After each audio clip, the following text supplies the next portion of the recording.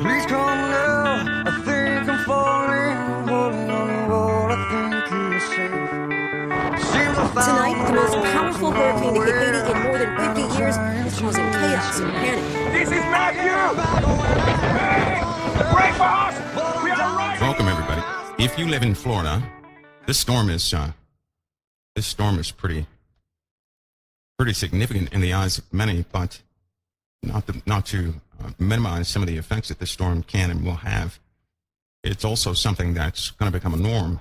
And I want to talk to you guys about, since this hurricane is coming in your attention, it's been drawn by this hurricane, talk about some real world scenarios that we must all keep mindful of. So I'm going to discuss those things. Now, who knows where this conversation is going to go tonight, because I didn't really plan to come on in the first place. But I do want to say welcome to everybody.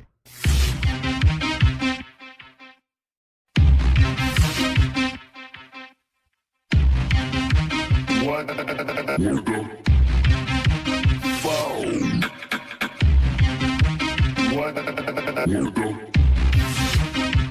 the fuck? Those in some of you guys in Wellborn and Daytona Beach and Jacksonville, you're probably beginning to feel the winds. And just to give you the nature of this hurricane, it's moving up the East Coast, and it's not going to. If colder water were to the north of this hurricane, it would likely slow down its wind speeds. But what we have is a hurricane with the association of wind is right now it's tremendous. The wind speed right now, this is from current data, not from your weather channels, is a 136.2 miles an hour. It's still the storm itself. Some of those differential pressures are at 928 millibars. Movement is at 13.6 miles an hour. That's real-time data.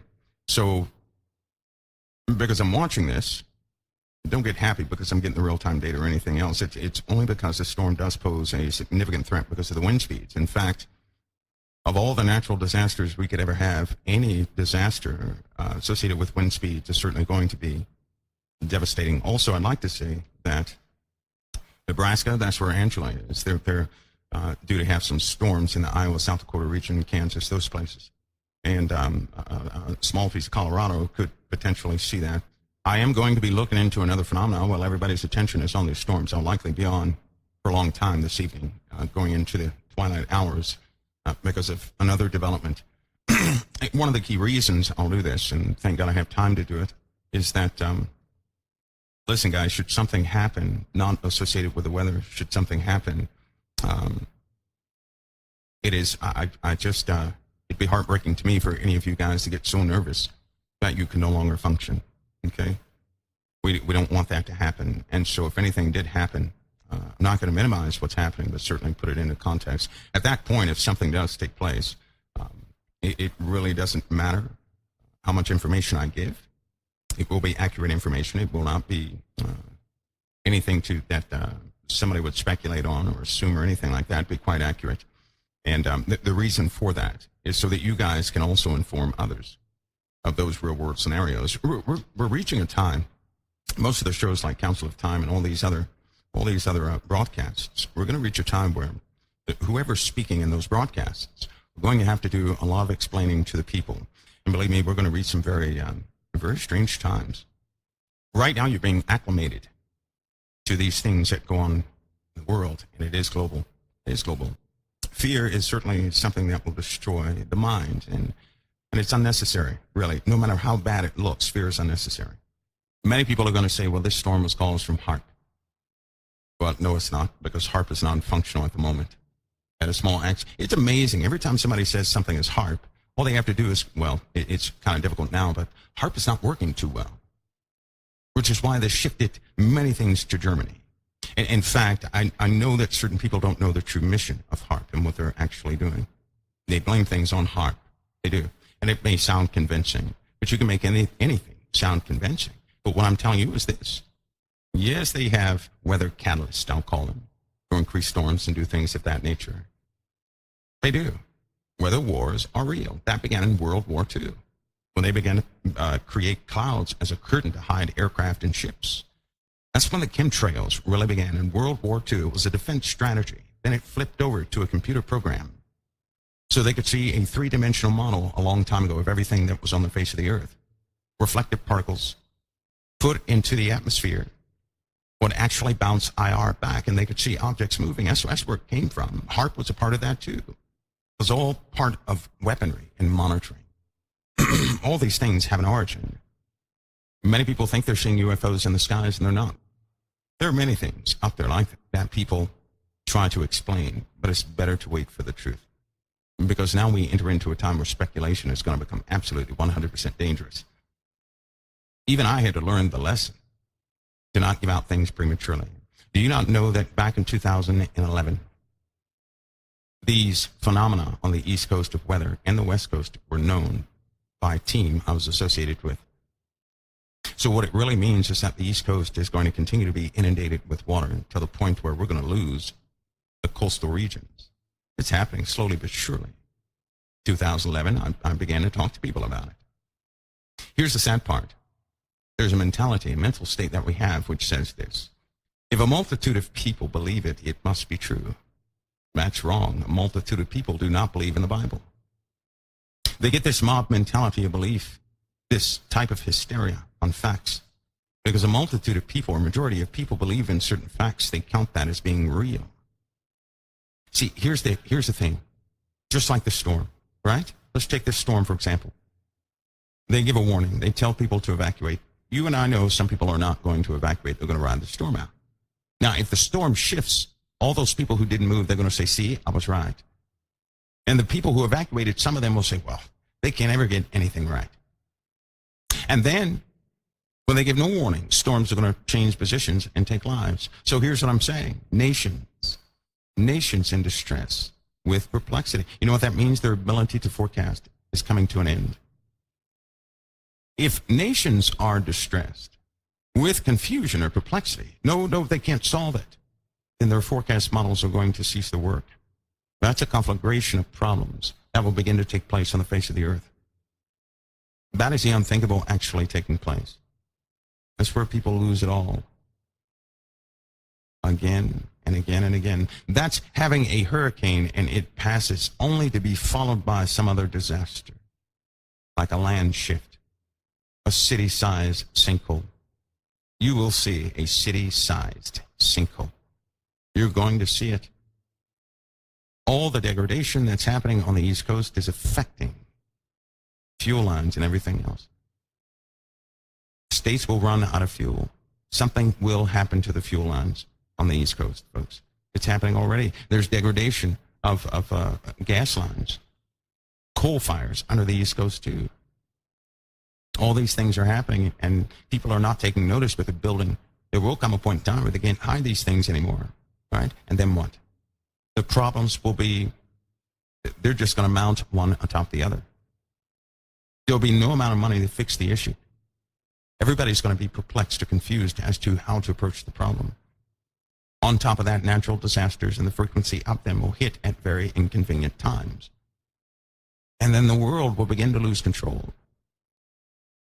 Because they'll say, why are all these things happening? Why are all these things happening?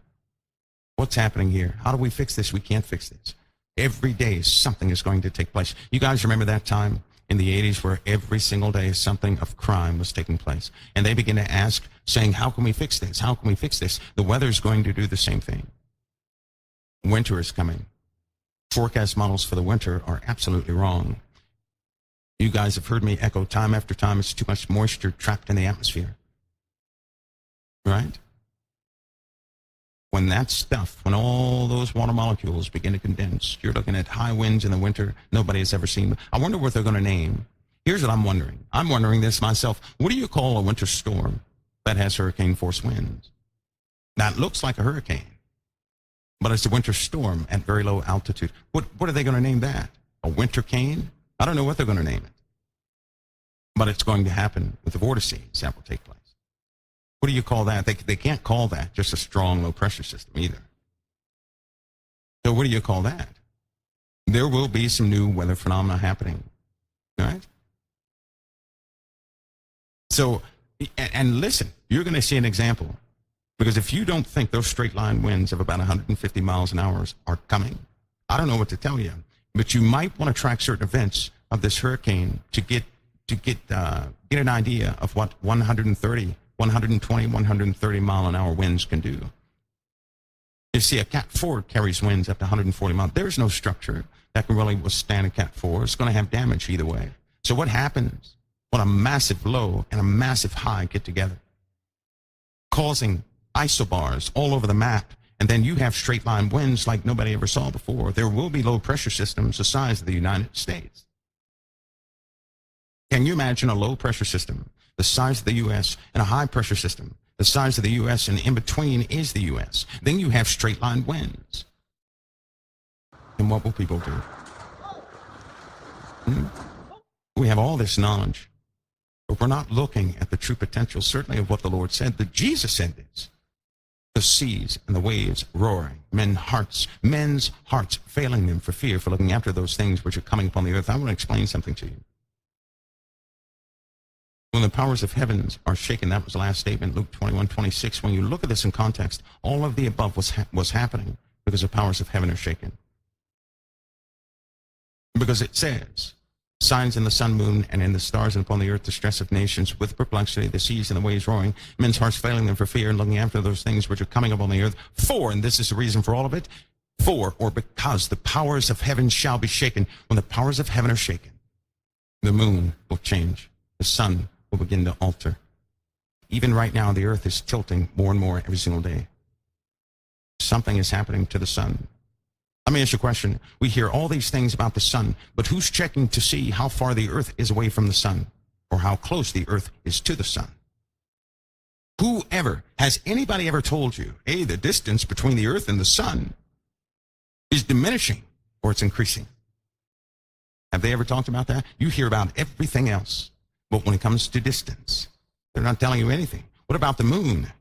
Many people are beginning to notice, because they have taken track over the course of 10 years, and they have these eye charts. And what an eye chart is with every phase of the moon, they have a size. They'll just simply, from a fixed point on Earth, take the size of the moon and make sure it fits. And they'll do this over 10 years, so that with the wobble, they can take account of certain things, right? The sizes don't fit anymore. It's either too small or too big. What does that indicate? That indicates that the moon's orbit is changed. And when the moon's orbit is changed, the water will be affected on Earth. So will the weather patterns, so will the seasons. When was the last time you heard about that? There's so many things taking place, and they're escalating, but they're not speaking about them. We're coming into a belt for sure. This other system, I say it is, there's a lot of trash with it. We're going to enter into it. Fireball sightings will likely increase at an alarming rate, to the point where people will become scared every time they see a light in the sky. Those who know what is happening, they know it's no way out.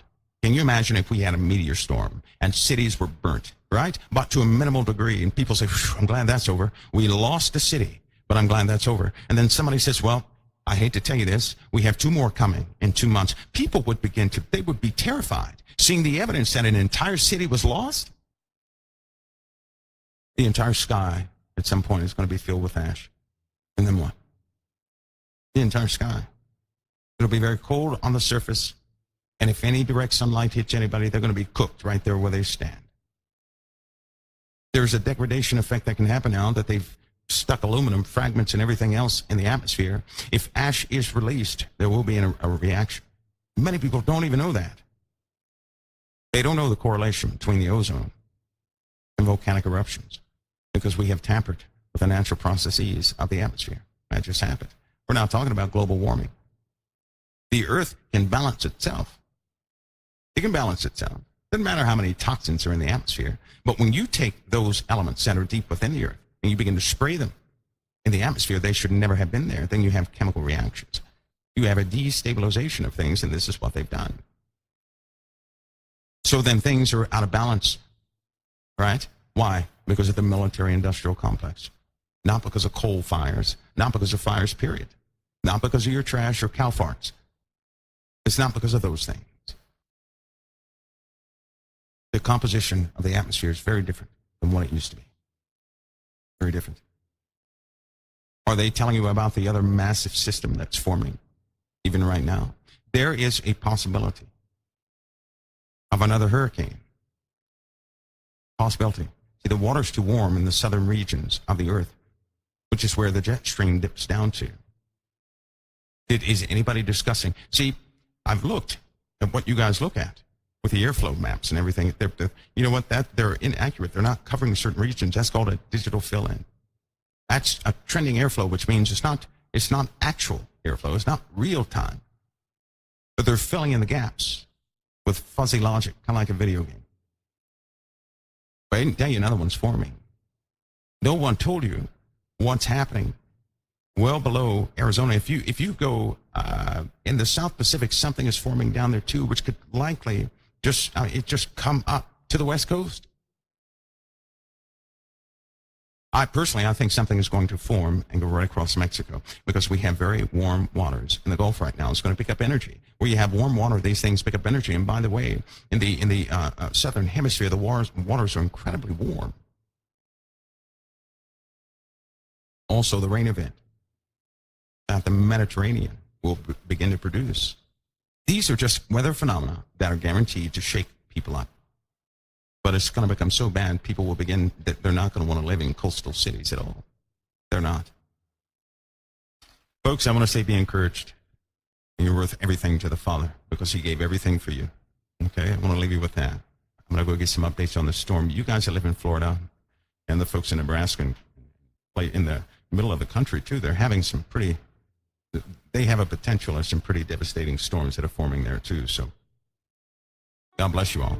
You may or may not hear from me later on air. I don't know. But I'll certainly come back to the chat room. God bless each and every one of you.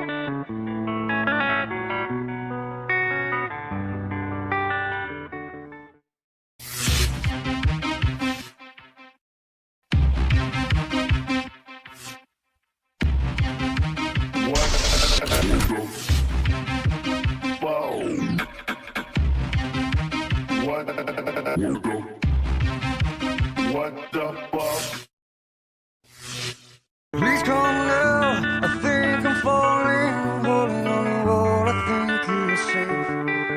Seems I found Tonight, the most a powerful way hurricane to hit Haiti in more than 50 years is causing chaos and panic. This is Matthew! Hey! Break for us!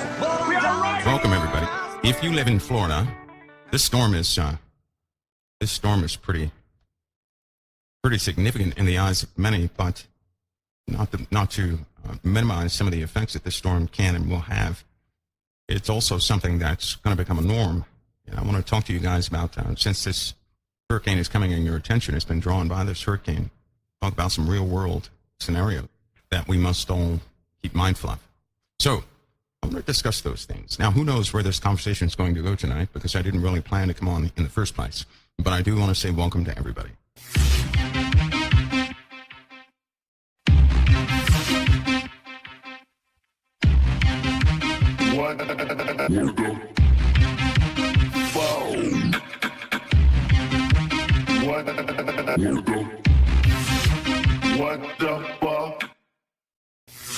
Those in some of you guys in Wellborn and Daytona Beach and Jacksonville, you're probably beginning to feel the winds.